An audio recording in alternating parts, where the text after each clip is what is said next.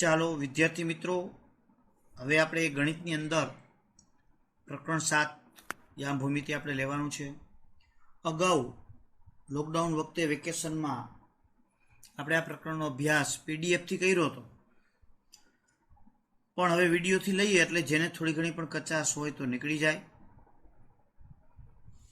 તો ચેપ્ટર આમ સરળ છે, પ્રમાણમાં મુદ્દાઓ ઓછા છે, પણ થોડુંક પૂર્વ જ્ઞાન આપણું માગી લે છે, એટલે અઘરું નથી. પણ કયો દાખલો કઈ રીતે કરવો એ આપણને ખ્યાલ આવે તો સહેલું છે. એટલે બરાબર સમજણ મહત્વની વસ્તુ છે. 3 સૂત્રો ઉપર આખું ચેપ્ટર છે. એક અંતરસૂત્ર, ત્યાર પછી વિભાજનનું સૂત્ર અને ક્ષેત્રફળનું સૂત્ર. વિભાજનના સૂત્ર ઉપરથી પેટા સૂત્ર એનું મધ્યબિંદુનું મળે, એ હોતા ગણીએ તો 4 સૂત્ર થાય. બાકી બધી આપણી ભૂમિતિની સામાન્ય બાબતો અને થોડુંક બુદ્ધિમત્તા, લોજિક બધું ઘણું બધું માગે, પણ ચેપ્ટર પ્રમાણમાં હેલું કહેવાય. તો ચાલો આપણે આ ચેપ્ટરનો અભ્યાસ આપણે કરવો છે. યામ ભૂમિતિ ચેપ્ટર, એના વિશેની સામાન્ય વિગત, આવું બધું આપણે 9મા ધોરણની અંદર શીખી ગયા છીએ. એનો પણ આપણને થોડોક અહીંયા ઉપયોગિતા થશે, પણ એમાં આલેખ દોરવાના આવતા. તો આપણે અહીંયા આલેખનો ઉપયોગ અત્યારે નથી, પણ આલેખ છે એનો ડાયરેક્ટલી ઉપયોગ ગણી શકાય. તો પહેલાં તો આપણે, તમે 8મા ધોરણની અંદર સંખ્યા રેખા ઉપર બિંદુનું સ્થાન એવું શીખી ગયા. 9મા ધોરણની અંદર સંખ્યા પત્તીમાં પણ થોડુંક આવ્યું હતું, અને એના ઉપરથી બે બિંદુ વચ્ચેનું અંતર આપણે જોઈ ગયા. જો મિત્રો બરાબર સમજો કે સંખ્યા રેખા પરના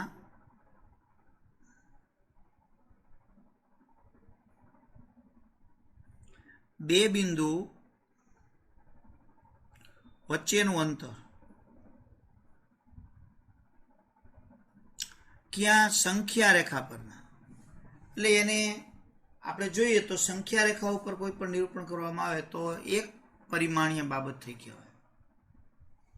1 ડાયમેન્શન, એક પરિમાણીય. માનો કે આપણે સંખ્યા રેખા દોરીએ, આપણે જાણીએ છીએ કે સંખ્યા રેખા આ રીતે હોય. અહીંયા ઉગમ બિંદુ હોય, અહીંથી ડાબી બાજુ તમે લ્યો સંખ્યા રેખા, આપણે એલ કહીએ, તો ડાબી બાજુ ઋણ અને જમણી બાજુ ધન આવે.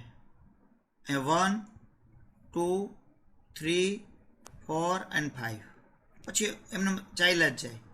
-1, -2 અને -3. આવા આપણે બિંદુઓ લઈએ છીએ મિત્રો. તો અહીંયા સંખ્યા રેખા પર દરેક વાસ્તવિક સંખ્યાને સંગત બિંદુ આવેલો હોય, અને દરેક બિંદુને અનન્ય વાસ્તવિક સંખ્યા હોય.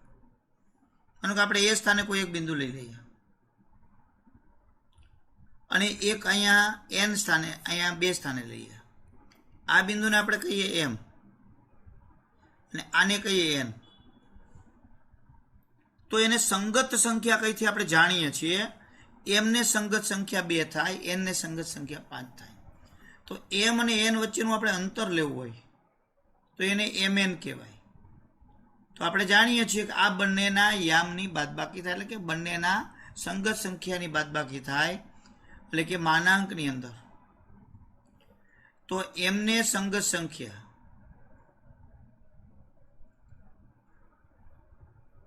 માઇનસ n ને સંગત સંખ્યા આવે. ટૂંકુને ટચ કહીએ તો આની બંનેની સંગત સંખ્યાની બાદબાકી લેવાની. અહીંયા 2 - 5. કોઈ એમ કે 5 - 2 લઈ તો ચાલે, એટલે તો આપણે માનાંક કર્યો છે. જો ઊભા 2 લીટા એટલે માનાંક. હવે તમારે ઘણી વખત ક્ષેત્રફળમાં બ્રેકેટ કરે છે મોટા, એ માનાંક જ સમજવાનું. મોટામાંથી નાનું બાદ કરો તોય ભલે, અથવા આની બાદબાકી લ્યો અને જે જવાબ મળે એને આ કાઉન્સ કાઢી નાખો. કાઉન્સ એટલે માનાંક છે, મોટો કાઉન્સ નથી, જોજો.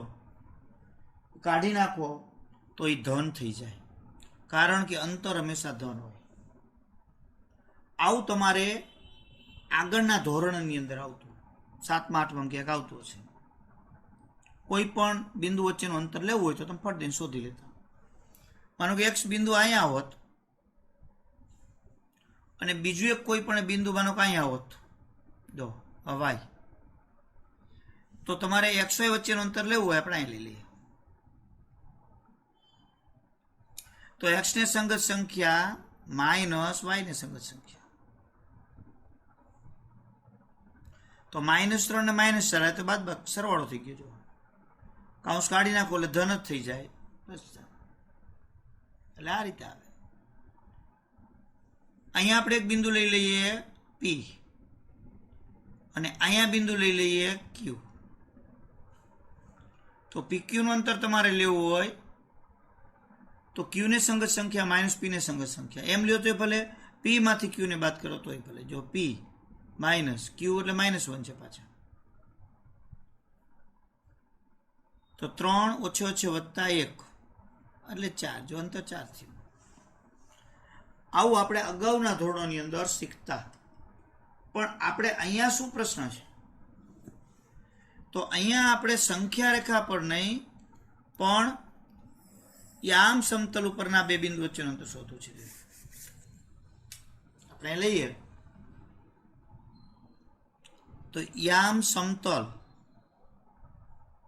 પરના બે બિંદુ વચ્ચેનું અંતર.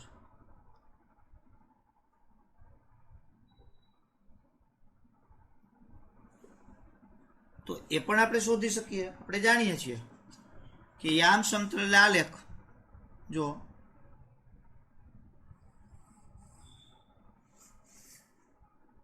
આપણે 9મા ધોરણની અંદર આલેખ શીખી ગયા, એ જ વસ્તુ. ચાલો આ એક્સ અક્ષ, આ વાય અક્ષ,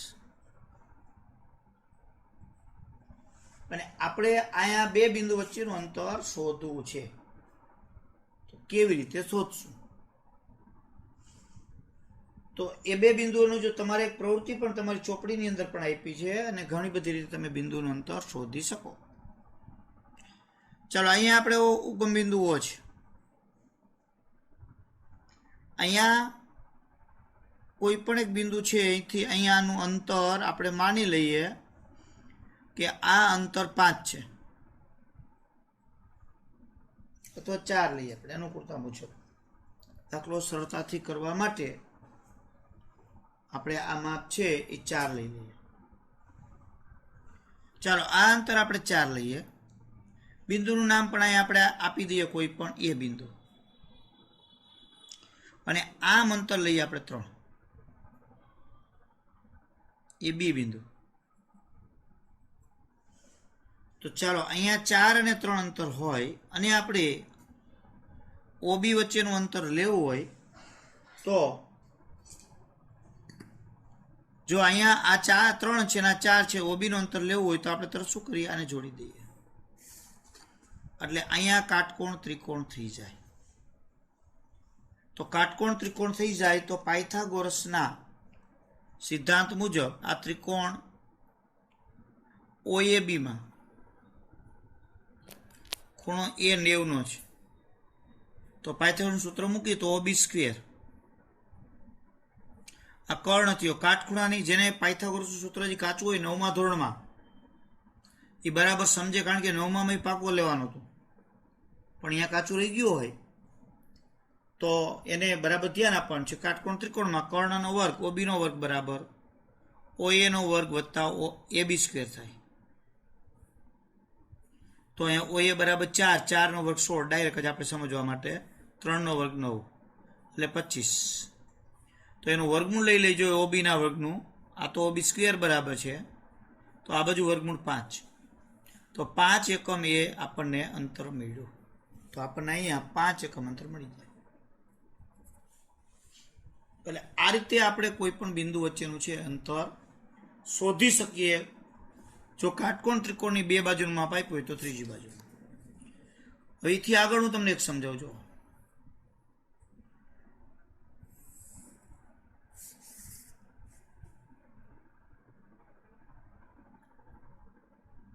બરાબર ધ્યાનપૂર્વક સમજવાનું છે, કારણ કે આપણે ધીમે ધીમે આપણા ચેપ્ટર તરફ આગળ જઈ રહ્યા છીએ. હવે અહીંયા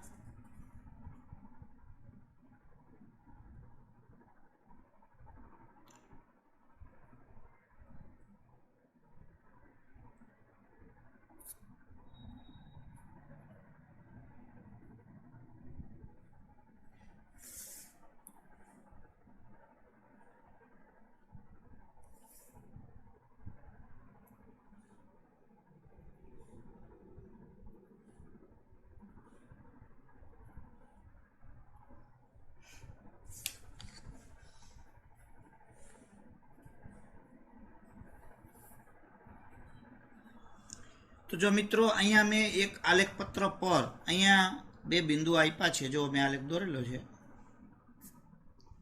ચાલો અહીંયા આલેખમાં જો આ એક્સ અક્ષ ને વાય અક્ષ ઉપર એક એ બિંદુ લીધું છે અને બી બિંદુ લીધું છે. મારે આ બે બિંદુ વચ્ચેનું અંતર શોધવું છે. તો હવે અહીંયા મારે બે બિંદુ વચ્ચેનું અંતર શોધવું હોય તો કઈ રીતે શોધી શકું? તો પહેલાં તો મારે અહીંયા કાટકોણ ત્રિકોણ બનાવવો પડે. આ બે બિંદુમાં બની જાય. જો એક્સ અક્ષને સમાંતર હું એક રેખા દોરું અહીંયા, એ જ રીતે આમ દોરી નાખું. જો વાયને સમાંતર, અને અહીંયા કોઈ પણ એક બિંદુ સી લઈ લો તો કાટકોણ ત્રિકોણ તૈયાર થઈ ગયો. જો મારી પાસે બીસીનું માપ તૈયાર હોય, એસીનું માપ તૈયાર હોય તો હું એ બી શોધી શકું. તો મારે શું કરવું પડશે એના માટે? તો બીસી અંતર શોધવા માટે મારે અહીંયા લંબ દોરવો પડશે. જો અને અહીંયા લંબ દોરવો પડે.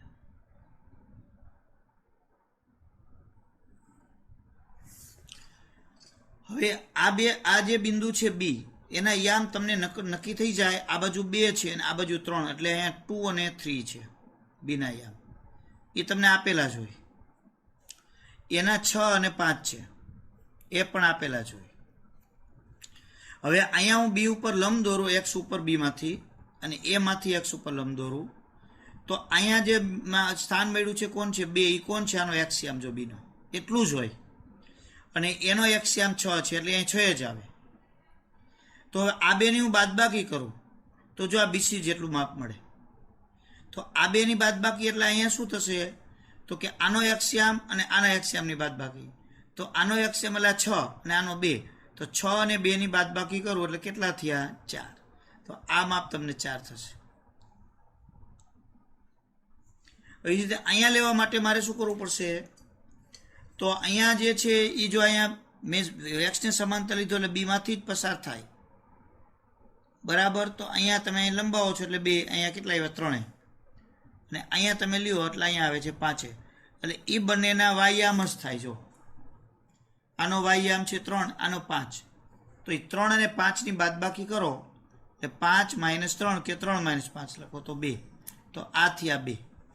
હવે અહીંયા પાયથાગોરસનું સૂત્ર તમે મૂકો એટલે તમને આ ત્રિકોણ એબીસી માટે એટલે એબીનો સ્ક્વેર મળી જાય. જો અથવા તો વર્ગમૂળની અંદર લ્યો તો એમાંય ચાલે. તો અહીંયા તમે શું કર્યું? તો કે અહીંયા બીસીનો સ્ક્વેર, જો વર્ગમૂળ આ ન લ્યો તો વર્ગમૂળ નિશાની, તો ડાયરેક્ટ તમે કરી શકો બીસીનો વર્ગ વત્તા એસીનો વર્ગ. તો બીસીનું માપ તમે લ્યો તો 4 એનો વર્ગ, અને અહીંયા 2 એનો વર્ગ, તો 4 નો વર્ગ 16 વત્તા 2 નો વર્ગ 4 એટલે √20 આવે છે. પછી એનું વર્ગમૂળ કાઢવું હોય તો નીકળે, પણ અત્યારે આપણે એની દાખલામાં આવશે ત્યારે જોશું. તો હવે આ તો તમને અહીંયા યામ ખબર છે, પણ યામ ન ખબર હોય તો હાલો આલેખ પત્રની અંદર અહીંયા તમને માનો કે કોઈ પણ એક જનરલ બિંદુ માટે આપણે વાત કરીએ, ખબર જ નથી તો ખબર ન હોય તો આપણે આને કહી દેવાનું x1 x2 y1 y2 જે લખવું હોય તે. અને એને x1 x2 કયો x1 y1, તો આને કહેવાના x2 y2. અહીંયા 1 કયો કદાચ અહીંયા નજીક છે એટલે તો આ 2 કહેવાના, એ ગમે તે ચાલે. હવે અહીંયા x1 છે તો એનો અર્થ થયો કે આ સ્થાને x1 બિંદુ ગણાય, અહીંયા x2 ગણાય. તો આ માપ લેવું હોય તો બેયના યામની બાદબાકી, એટલે આ થઈ જાય તમારે x1 - x2 કે x2 - x1 જે ગણો તે. એ જ રીતે અહીંયા થાય આ y1 છે એટલે y1 ને y2 એટલે y2 - y1. તો આખું સૂત્ર તમારે કઈ રીતે થાય? તો જો તમે એ બીનો સ્ક્વેર લેવા માંગો તો અહીંયા બીસીનો વર્ગ એટલે x2 - x1 એનો સ્ક્વેર. જો આ માપ x2 - x1 થયા, અહીંથી અહીંનું તમે માપ ગણો, અહીંથી સુધીનું માપ અહીંથી અહીં સુધીનું x2 ગણાય અને આટલું x1 ગણાય. તો x2 માંથી x1 બાદ કરી નાખો તો આ બેની બાદ બાકી મળે. એ જ રીતે અહીંયા y2 - y1 એનો સ્ક્વેર. તો આનું વર્ગમૂળ લઈ લ્યો તો એ બી બરાબર શું થાય? વર્ગમૂળની અંદર જો અહીંયા પ્લસ હોય એટલે વર્ગમૂળની નિશાની દૂર નહીં થાય, એમનેમ જ રહેશે. તો આ રીતે કોઈ પણ બે બિંદુ હોય એના તમને યામ આપી દીધા હોય તો એના ઉપરથી આ લઈ શકો. તો x2 અને x1 કોણ? કોઈ એમ કહે કે આપણે સાહેબ એવી રીતે લખી તો એ બી બરાબર વર્ગમૂળની અંદર પહેલા x1 - x2 એનો સ્ક્વેર અને y1 - y2 એનો સ્ક્વેર ચાલે. શું કામ? માથે વર્ગ છે એટલે ગમે તેમ લખી શકો. તો x1 અને x2 કોણ? તો જે બે બિંદુ વચ્ચેનું તમારે અંતર શોધવાનું છે એ બંનેના x યામની બાદબાકી. જો આ બે વચ્ચેનું અંતર શોધવાનું છે તો એના x યામની બાદબાકી. આપણે પહેલા એક બિંદુ લીધા તેમ x યામ કોણ હતા? તો કે અહીંયા 2 હતા અને અહીંયા કેટલા હતા? 6. તો 2 અને 6 ની બાદબાકી જો આપણે કહીએ 2 અને 6 ની બાદબાકી એટલે 4. એટલે અહીંયા હવે આપણે અંદર મૂકી દઈએ તો બંનેના x યામની બાદબાકી 2 અને 6 હતા તો 2 - 6 એનો સ્ક્વેર. જો અને વાયયામની પછી વત્તા બંનેના વાયયામની બાદબાકીનો સ્ક્વેર. તો બંનેના વાયયામની બાદબાકી તો 5 અને 3 હતા. તો અહીંયા 5 - 3 એનો સ્ક્વેર. એટલે અહીં તમે લ્યો તો 2 - 6 એટલે -4 નો વર્ગ એટલે +16 થઈ જાય અને અહીંયા 2 નો વર્ગ 4 એટલે અહીંયા તમને જવાબ મળતો હતો વર્ગમૂળની અંદર 20.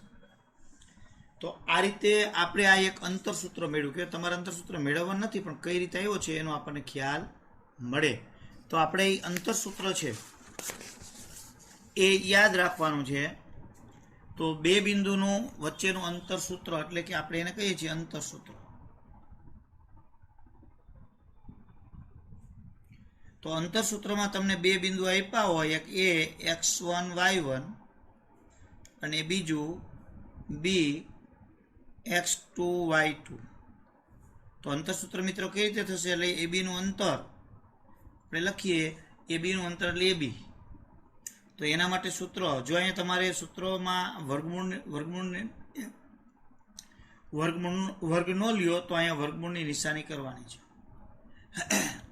મિત્રો એ અને બી બંનેના યામ આના x1 y1 આના x2 y2 એની યાર કોઈ આપણે બહુ નિસ્બત નથી. તમે તેમાં x2 y2 ના x1 y1 આપ્યા ચાલે. પણ બે બિંદુ વચ્ચેનું અંતર લેવું હોય તો એ બી બરાબર વર્ગમૂળની અંદર બંનેના x યામની બાદબાકી. બંનેના જો હું x યામની બાદબાકી કહું છું, ક્રમનું કોઈ મહત્વ નથી, માથે વર્ગ વધતા બંનેના y યામની બાદબાકીનો સ્ક્વેર. અથવા તો તમે જો અહીંયા એ બી નો સ્ક્વેર કરો તો અહીંયા વર્ગમૂળની નિશાની નો આવે. x1 - x2 એનો સ્ક્વેર y1 - y2 એનો સ્ક્વેર થાય. પછી ખાસ યાદ રાખો, જો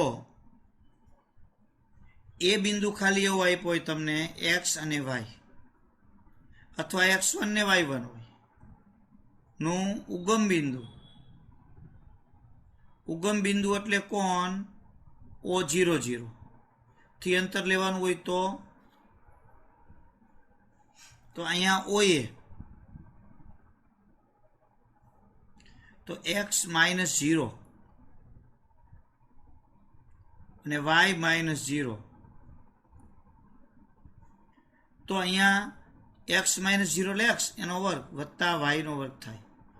જો વચ્ચે વત્તા છે એટલે નિશાની વર્ગમૂળની ઉડે નહીં. એટલે કોઈ પણ ઉગમ બિંદુથી કોઈ પણ બિંદુનું અંતર લેવાનું હોય, ઉગમ બિંદુથી કોઈ પણ બિંદુનું અંતર તો કેટલું થાય? તો કે વર્ગમૂળની અંદર જે બિંદુ આપ્યા છે બંનેના x અને y યામની બંને x અને y યામ છે એના વર્ગનો સરવાળો. તો હવે આપણે કોઈ પણ અંતરસૂત્રની મદદથી આપણે ગમે ત્યારે અંતર શોધવું હોય તો બંનેના એક્સયામની બાદબાકીનો વર્ગ વત્તા બંનેના વાયયામની બાદબાકીના વર્ગથી અંતર શોધી શકીએ. પણ યાદ રાખો, અહીંયા વર્ગમૂળ, અહીંયા વર્ગની નિશાની આવે ને આવે જ. તમે કહો વર્ગ અને વર્ગમૂળ કાઢી નાખી તો એ નીકળે નહીં, વચ્ચે સરવાળો છે એટલે. તો ચાલો આપણે હવે બિંદુ વચ્ચેના અંતર કેવી રીતે શોધાય તે દાખલાઓની થોડીક પ્રેક્ટિસ કરીએ. ચાલો, બે બિંદુ વચ્ચેનું અંતર શોધવું. જેને કાચું ચેપ્ટર હોય, અગાઉ આપણે એકવાર શીખવા છતાં એ બરાબર ધ્યાનપૂર્વક કામ કરે અને સાથે સાથે કામ કરતા જાય એટલે આપણને આવડી જ જાય. આપણે એક્ઝામ્પલ નંબર 1 ઉદાહરણ લઈએ. બે બિંદુ વચ્ચેનું અંતર શોધવું છે. તમને બિંદુ એ બધું સિમ્પલ વસ્તુ જ છે. 6 અને 3 એક બિંદુ છે અને બીજું બિંદુ છે 3 અને 7. આના વચ્ચેનું અંતર શોધો.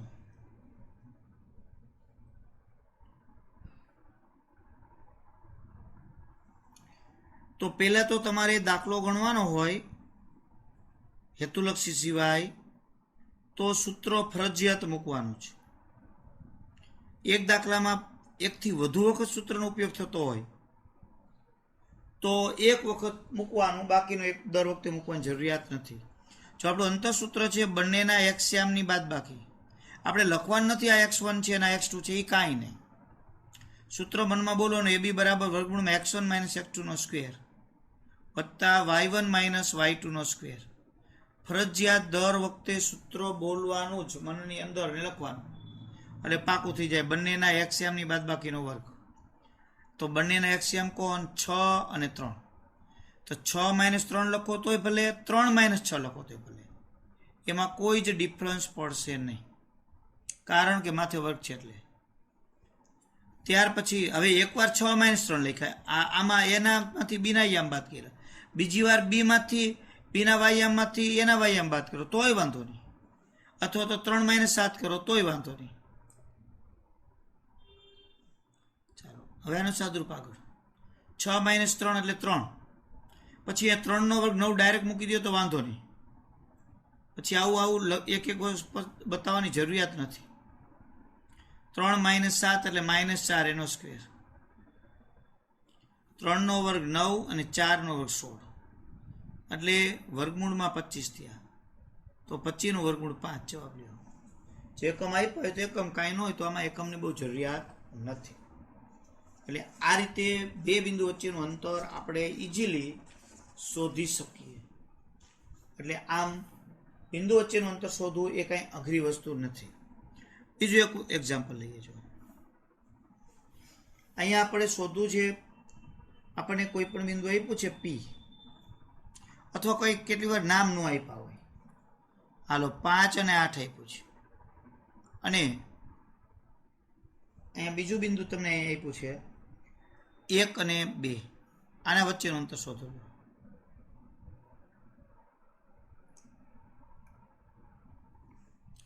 તો આપણે આના વચ્ચેનું અંતર શોધવું છે તો આપણે નામ આપી દેવાનું કોઈ પણ, AB, PQ, XY ગમે તમારું, કે P આપી દેવાનું, એ તમારી મરજી. હવે અહીંયા આ P અને Q વચ્ચેનું અંતર એટલે એને PQ કહેવાય. જો આને PQ વચ્ચેનું અંતર બોલાય. તો અહીંયા આપણે સૂત્ર મૂકીએ x1 માઇનસ x2 સ્ક્વેર. સૂત્ર ફરજિયાત દર વખતે દાખલાની અંદર મૂકવાનું છે. તો અહીંયા 5 માઇનસ 1, 8 માઇનસ 2, 5 માંથી 1 જાય એટલે 4, 4 નો વર્ગ 16 ડાયરેક્ટ મૂકી શકો. 8 માંથી 2 જાય એટલે 6, 6 નો વર્ગ 36. હવે 2 નો સરવાળો કરો એટલે 52 થાય. તો 52 નું વર્ગમૂળ ન નીકળે તો શું કરવાનું? એના 2 ભાગ પાડો ગુણાકારની દ્રષ્ટિએ. ઓછામાં ઓછા એક ભાગનું વર્ગમૂળ નીકળે તો પાડવાના. તો 4 નું વર્ગમૂળ 2 અને 13 નું √13. આવો જવાબ આવે. તમે કહો સાહેબ અહીંયા 52ની જગ્યાએ બીજી કોઈ સંખ્યા 31 આવી હોત તો કાંઈ વાંધો નહીં, તો એનું કાંઈ ન થાય, તો રૂટ 31 જવાબ. એટલે આ રીતે આપણે અંતરસૂત્રનો ઉપયોગ કરી અને દાખલાઓ છે એ ગણી શકીએ. જો એક બીજો દાખલો પણ તમને શીખવાડું. Example number 3. ઋણ હોય કોઈ, યામ ઋણ આપ્યા હોય, શૂન્ય હોય, કાંઈક ને કાંઈક આવે, તો એક્સમાં 0 -3 આપ્યા છે અને વાય 1 અને -1 આપ્યા છે. તો અંતર શોધો. તો dxy શોધો લ્યો. તો dxy એટલે શું? d means distance. d એટલે ડિસ્ટન્સ, ડિસ્ટન્સ એટલે અંતર. આમ પણ લખાય, અથવા તો આપણે આને અથવા xy લખો, બે એક જ, એટલે અંતર જ થયું. એટલે કંઈક કેટલી વખત આપણને આ વસ્તુની ખબર નથી હોતી d એટલે શું. તો d સૂત્ર તો એના જ રહે, x1 - x2 સ્ક્વેર અને y1 - y2 સ્ક્વેર. ચાલો હવે આપણે જો અહીંયા 0 અને 1 છે તો કાંઈ વાંધો નહીં, એ જ રીતે એની બાદબાકી. તો એ -3 અને -1 છે, તો એમાં જ -3, જો આ -3 તો યામ છે, પછી માઇનસ અને આ વરી -1, તો વરી અહીંયા કહીને -1 કહો એની જગ્યાએ ઓછા આવે ત્યારે વત્તા કરી નાખો 1, તો એ ચાલે. આપણે સમજી લેવાનું કે -3 પછી આ સૂત્રના માઇનસ ને વરી -1 છે, એટલે ઓછે ઓછે +1, એવું ડાયરેક્ટ મૂકી શકો. 0 - 1 એનો સ્ક્વેર, -3 + 1 એટલે -2 એનો સ્ક્વેર. તો ઋણનો વર્ગ કરો એટલે ધન થઈ જાય, -1 નો વર્ગ એટલે +1. અહીંયા એમ -2 નો વર્ગ એટલે 4 પ્લસ થઈ જાય, તો વર્ગમૂળની અંદર 5. આવો જવાબ આવે છે. એટલે અંતરસૂત્રના આવા આપણે ઉપયોગ કરી અને દાખલા ગણી શકીએ. જો મિત્રો અહીંયા મેં એક આવી રકમ લખી છે, તમારે સ્વાધ્યાય 7.1માં પણ પહેલા દાખલામાં આવો દાખલો છે. તો અહીંયા a વત્તા b, b માઇનસ a અને b એવી રીતે આપ્યું છે, વચ્ચેનું અંતર શોધો. તો મિત્રો જો આનું અંતર કઈ રીતે શોધાય, તો પહેલા તો આપણે ab બરાબર સૂત્ર મૂકી દઈએ.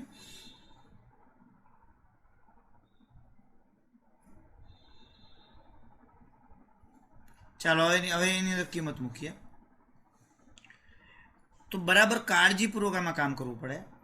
x1 એટલે આપણે x1 ગણી લઈએ, જો a વત્તા b માઇનસ x2 એટલે અહીંયા a - b, તો એને પછી કાઉન્સમાં લખાય, ભૂલ ન થાય જો, અને એનો સ્ક્વેર એટલે x1 - x2 એનો સ્ક્વેર પ્લસ y1 તો b - a, પછી સૂત્રના માઇનસ આનો y તો a + b કાઉન્સમાં માથે સ્ક્વેર. હવે અંદર સાદરૂપ આપીએ. તો અંદર સાદરૂપ આપવા પહેલા આ વર્ગનું કાંઈ નહીં કરવાનું, પહેલા અંદર કાઉન્ટ છોડ નાખવાના. a + b કાઉન્ટ છૂટે એટલે માઇનસ છે, જો માઇનસ ગુણે ફરી માઇનસ આને ગુણે એટલે ઓછે ઓછે વત્તા b એનો સ્ક્વેર. એ રીતે b - a - b એનો સ્ક્વેર. સાદરૂપ આગળ વધારીએ તો અહીંયા -a ને +a જાય એટલે b ને b એટલે 2b. અહીંયા જો અહીંયા b ઉડી જશે તો -2a. સાદરૂપ આગળ લઈએ. હવે આ વર્ગ બેયને લાગુ પડે, કારણ કે વચ્ચે ગુણાકાર છે, સીધો સાદું કાઉન્ટ છૂટે. તો 2 નો વર્ગ 4 અને b નો સ્ક્વેર. અહીંયા માઇનસ છે પણ માથે વર્ગ છે એટલે પ્લસ થઈ જાય, 2 નો વર્ગ 4 a સ્ક્વેર. હવે આમાંથી સાદરૂપ અહીંયા જો માથે વત્તા છે એટલે વર્ગમૂળ નહીં નીકળે, તો અંદર ને અંદર 4 કોમન નીકળે છે, જો એટલે b વર્ગ વત્તા a વર્ગ વધ્યા. હવે આ 4 બારે કાઢી શકો કારણ કે અહીં ગુણાકાર છે, તો એ 4 બારે નીકળે એટલે 2 થઈ જાય. પ્લસ હવે કોઈ પણનું વર્ગમૂળ પ્લસ ઓર માઇનસ થાય, પણ આ અંતરની વાત છે એટલે આપણે પ્લસ જ લેવાના છે. જો 2 વર્ગમૂળની અંદર b વર્ગ વત્તા a વર્ગ, આવો જવાબ એની અંદર આવે. હવે આવો જ દાખલો તમારી ચોપડીની અંદર પણ છે. તો એ દાખલાનું સાદુરૂપ છે એ તમારે એની અંદર આપવાનું છે. જો એ દાખલાની રીતે હું તમને કહી દઉં એક એક્ઝામ્પલ કે કેવી રીતે એની અંદર સાદુરૂપ આપી શકાય. માનો કે તમને એક પી બિંદુ આપ્યું છે, એના યામ આપણે લઈએ એમ અને એન. ક્યુ બિંદુ છે, એના યામ -m -n. તો નું અંતર શોધો લ્યો. PQ શોધો એટલે PQ વચ્ચેનું અંતર શોધો. તો હું ડાયરેક્ટ જ મૂકી દઉં. અહીં જો સૂત્ર મૂકતો નથી, કારણ કે આના જેવો દાખલો થયો. બંનેના એક્સયામની બાદબાકી. એટલે અહીંયા તમારે થશે m પછી માઇનસ છે. જો બંનેના એક્સયામની બાદબાકી અહીં તમે લેશો તો m પછી -m એટલે +m થઈ જાય. અહીંયા એમ જ n માઇનસ એટલે પ્લસ થઈ જશે. તો અહીંયા m વત્તા m એટલે 2m² અને 2n². પછી અહીંયાથી ઓની જેમ જ તમારે જાતે સાદુરૂપ આપવાનું. એટલે અહીંયાથી હું અધૂરો મૂકી દઉં છું, પણ થાય એ રીતે ટૂંકમાં એ રીતે ગણી શકાય. તો આપણને આટલા દાખલાઓ જે અંતરના મેં તમને કીધા એ જો તમને આવડી જાય અંતર શોધતા, 1-2 વખત એમાં વિડીયો જોઈ લેવાનો, તો ઘણા બધા દાખલાઓ છે હું તમને હોમવર્કની અંદર આપીશ. તો એ દાખલાઓ તમારે સાદુરૂપ આપી અને અંતર એના મેળવવાના છે. છતાંય ન આવડે તો એક જ દાખલા હું સાથે એમાં જે સ્વાધ્યાય હશે એના આન્સર પછી હું ગણીને આપીશ ભેગા. પણ એ દાખલા સીધા જ જોઈ લેવાના નથી, પહેલાં પ્રેક્ટિસ કરવાની. ન થાય તો જ એમાં જોવાનું છે. એટલે આ રીતે અંતર શોધવાના આપણને દાખલાઓ આવડે પછી જ ચેપ્ટરની અંદર આગળ કોઈ પણ વસ્તુ આવડે. ત્યાં સુધી કોઈ એક પણ વિગત આપણને આવડે નહીં. હવે આપણે અંતર સૂત્ર છે એના ઉપયોગો જોવાના છે.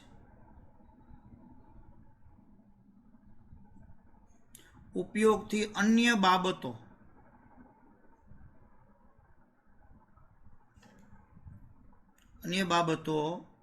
ઉકેલવી. હવે આપણું જે આખું સ્વાધ્યાય 7.1 છે એમાં અંતરસૂત્રનું જ છે ઉપયોગ. અંતરસૂત્રથી અલગ અલગ બાબતો ઉકેલવી. ત્રિકોણના પ્રકાર, ચતુષ્કોણના પ્રકાર, યામની અંદર કોઈ પણ ખૂટતો યામ શોધવાનો, અંતર આપ્યું યામ શોધવાનો, અક્ષ ઉપરનું બિંદુ શોધવાનું, કાંઈક ને કાંઈક બાબત હોય. પણ એ બધા દાખલામાં ઉપયોગ અંતરસૂત્રનો થાય. તો એવી કઈ બાબતોને કે આપણે જો પહેલા તો જોઈએ એક જ સીધું જ કે અંતરસૂત્રથી ત્રિકોણના પ્રકાર નક્કી કરવા.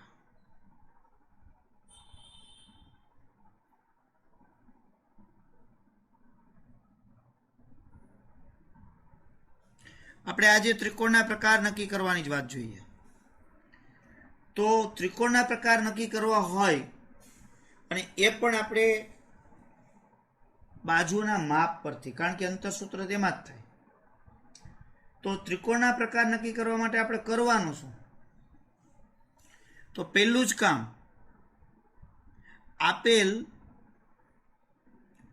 ત્રણેય શિરોબિંદુ, તમને ત્રણેય શિરોબિંદુ આપ્યા જ હોય, આપેલ ત્રિકોણના ત્રણેય શિરોબિંદુ વચ્ચેના અંતરો શોધવા. જે 3 અંતર મળે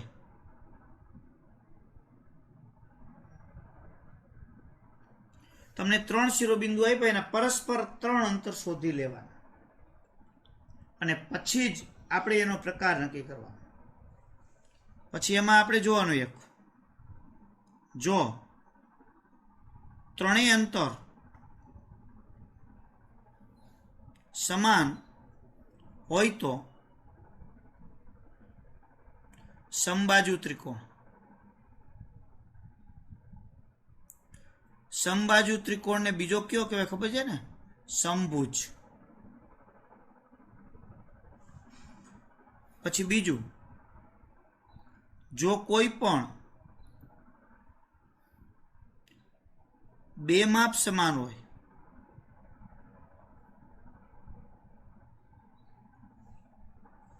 કૌંસમાં લખું ત્રણેય નહીં,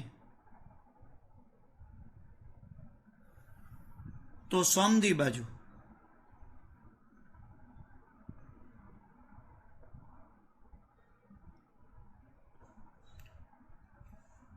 એટલે આ રીતે આપણે એની અંદર સમબાજુ કેને કહેવાય અને સમદી બાજુ કેને કહેવાય એ જોયું. જો ત્રણેય બાજુ અસમાન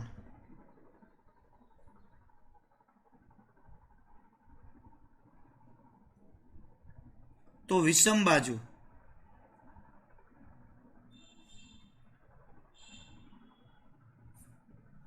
ત્યાર પછી ખાસ જો બે બાજુનો વર્ગનો સરવાળો જો ત્રીજી બાજુના વર્ગના સરવાળા એટલે કે બે બાજુના વર્ગનો સરવાળો ત્રીજી બાજુના વર્ગના સરવાળા જેટલો થાય, એટલે એમાં મોટી બાજુ લેવાની. એટલે જો મોટી બાજુ એટલે મોટું અંતર, મોટી બાજુનો તમે વર્ગ કરો એ બંને નાની બાજુના સરવાળાના વર્ગ જેટલો થાય, એટલે કે વર્ગના સરવાળા જેટલો થાય. તો મોટી બાજુનો વર્ગ બરાબર એક નાની બાજુ એનો વર્ગ વત્તા બીજી નાની બાજુ. જો મોટી બાજુ લઈ લ્યો, વાંય વહીથી બે નાની બાજુ કહેવાની, એક નાની બાજુનો વર્ગ વત્તા બીજી નાની બાજુનો વર્ગ, બેયના વર્ગનો સરવાળો કરવાનો. એ મોટી બાજુના વર્ગ જેટલો થાય તો કાટકોણ ત્રિકોણ, તો કાટકોણ ત્રિકોણ પાકો. અને જેમાં મોટી બાજુ કર્ણ થાય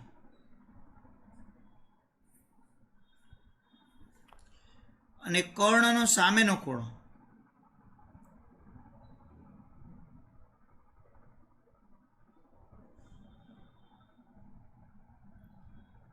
કાટખૂણો હોય. ખાસ આટલી વિગત આપણે જાણતા હોઈએ તો આપણને ઘણા બધા દાખલાઓ છે એ આવડી જાય, આરામથી દાખલાઓ આપણને આવડે. ત્રિકોણના પ્રકાર નક્કી કરતા આવડે, કાટકોણ ત્રિકોણ છે કે કેમ તે નક્કી કરતા આવડે, અને તેની બધી વિગતો છે આપણે જાણી શકીએ. તો ચાલો એક બે દાખલાઓ છે એને આપણે જોઈએ અને પછી તમને એવા દાખલાઓ લેસનમાં આપીશ, એ તમારે કરવાના. જો અહીંયા મેં એક રકમ લખી છે ABC 3 બિંદુ છે, તો એ ખરેખર ત્રિકોણનો પ્રકાર નક્કી કરવો લ્યો. ત્રિકોણનો પ્રકાર આપણે અહીંયા નક્કી કરવો છે, તો કઈ રીતે નક્કી થાય? તો પહેલા તો મેં તમને કીધું જ કે ત્રણેય બિંદુઓ છે એનું પરસ્પર અંતર શોધવાનું. તો એકવાર સૂત્ર આપણે ફરજિયાત મૂકવાનું, એની ટેવ જ રાખવાની. AB અંતર શોધવું હોય તો x1 - x2 એનો સ્ક્વેર, y1 - y2 એનો સ્ક્વેર. તો ખાસ AB છે તો AB ના x યામની બાદબાકી, બંનેના y યામની બાદબાકી. તો 3 માંથી 2 જાય એકનો વર્ગ 1 ડાયરેક્ટ મૂકી દેવાનો. 4 માંથી 1 જાય 3, 3 નો વર્ગ 9 જો ડાયરેક્ટ મૂકવાનો. તો 9 ને 1 10 એટલે √10. તો આપણને આ મળી ગયું વર્ગમૂળની અંદર 10. ત્રિકોણનો પ્રકાર નક્કી કરવા માટે કાટકોણ ત્રિકોણ છે કે કેમ, બરાબર. તો અહીંયા આપણે અત્યારે વર્ગમૂળ ન કાઢીએ તો કાંઈ જરૂર નથી, જરૂર પડે તો જ વર્ગમૂળ આપણે કાઢવાનું. અહીંયા આપણે પછી BC,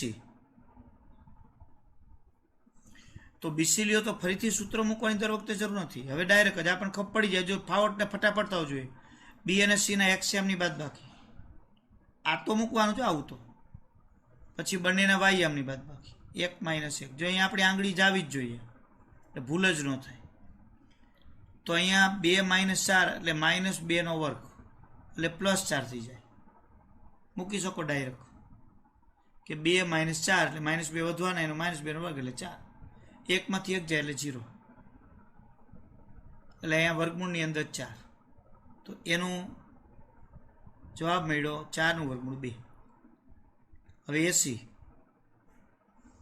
તો A અને C જો તરત જ જોઈ જાય આપણે આંગળી આપીએ તો 3 - 4 એનો સ્ક્વેર, 4 - 1 એનો સ્ક્વેર. તો 3 - 4 એટલે -1 નો વર્ગ એટલે +1. 4 માંથી 1 જાય એટલે 3, 3 નો વર્ગ એટલે 9. એટલે વર્ગમૂળની અંદર 10. ચાલો 3 એ 3 ના માપ સરખા છે? ના, એટલે સમબાજુ નથી. બધા અલગ અલગ છે? ના, તો વિષમ બાજુ નથી. 2 સરખા છે? તો કે હા. તો એનો અર્થ એ થયો કે આ સમદી બાજુ ત્રિકોણ છે. એટલે આપણે લખવાનું અહીં કોણ સરખા છે? AB બરાબર AC છે, પણ એના જેટલો BC નથી. તેથી ત્રિકોણ ABC અથવા આપેલ શિરોબિંદુઓ ત્રિકોણ ABC સમદી બાજુ ત્રિકોણ છે.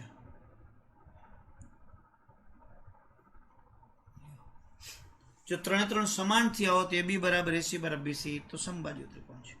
તો બધા અલગ હોત AB is not equal to AC is not equal to BC તો વિષમ બાજુ હોત. પછી 2 ના વર્ગનો સરવાળો ત્રીજા જેટલો થતો જોઈએ, અહીંયા થતું નથી. એટલે કાટકોણ ત્રિકોણમાં આપણે જરૂર નથી.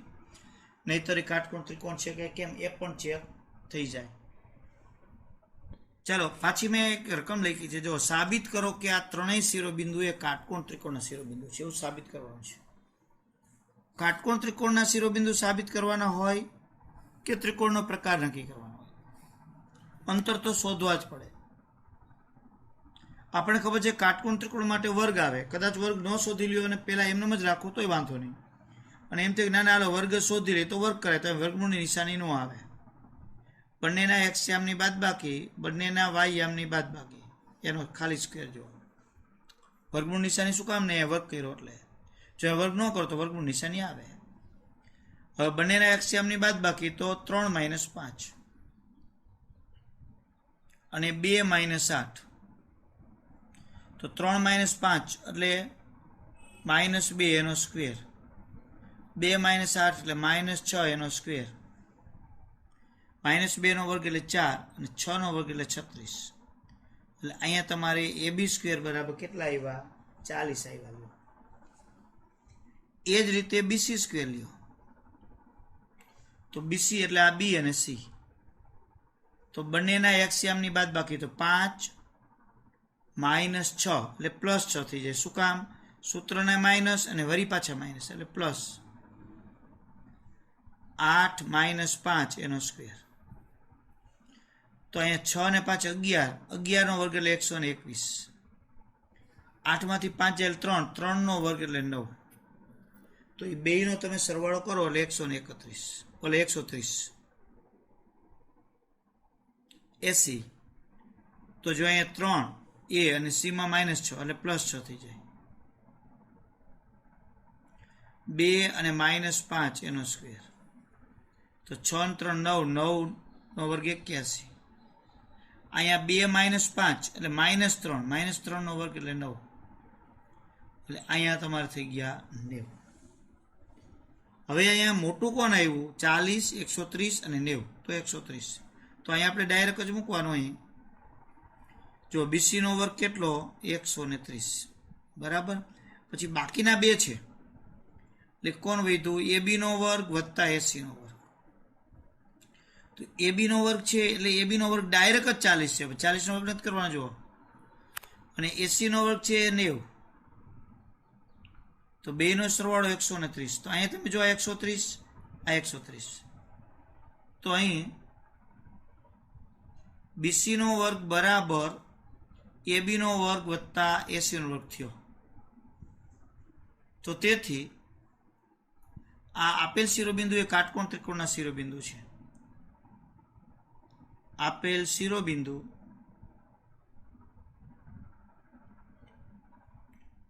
એ કાટકોણ ત્રિકોણના શિરોબિંદુ છે.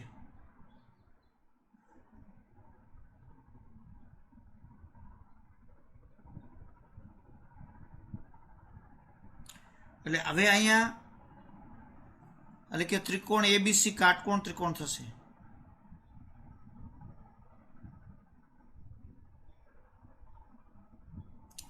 હવે એમાં જેમાં મેં તમને કીધું છે કે મોટી બાજુ કોણ? BC. જો એકલી એનો વર્ગ. તો જેમાં BC કર્ણ થાય. હવે આપણે સમજી લઈએ કે BC કર્ણ થાય એટલે કાટકોણ ત્રિકોણ થઈ ગયો. તો BC કર્ણ થાય છે એનો અર્થ B અને C અહીંયા હોય અને A બિંદુ અહીંયા હોય. તો જો આ કર્ણ છે એનો સામેનો ખૂણો એ કાટખૂણો થાય. એટલે બીસી છે એ કર્ણ થયો તો સામે ખૂણો એ જ વધે, કર્ણ થશે, અને ખૂણો એ કાટખૂણો છે. કાટખૂણો એટલે ખબર છે 90નું માપ, એટલે ખૂણો એ 90ના માપનો થયો. એટલે આ રીતે કોઈ પણ ની અંદર શિરોબિંદુ આપ્યા હોય તો ત્રિકોણના પ્રકાર છે આપણે નક્કી કરી શકીએ, કેવા કેવા પ્રકારનો કેવો ત્રિકોણ છે તે. તો અહીંયા આપણું આ યામ ભૂમિતિનું પહેલું આ લેક્ચર છે એની અંદર અંતરસૂત્ર અને તેનો ઉપયોગ અને ત્રિકોણના પ્રકાર નક્કી કરવાની વાત થઈ. તમારા સ્વાધ્યાય 7.1ની અંદર ફક્ત હજી આપણે એક જ દાખલો છે એની અંદર આવ્યો છે, એટલે એમ તો આપણે ધીમે ધીમે આગળ વધશું એટલે અઘરા દાખલાઓ પણ આવશે, બરાબર.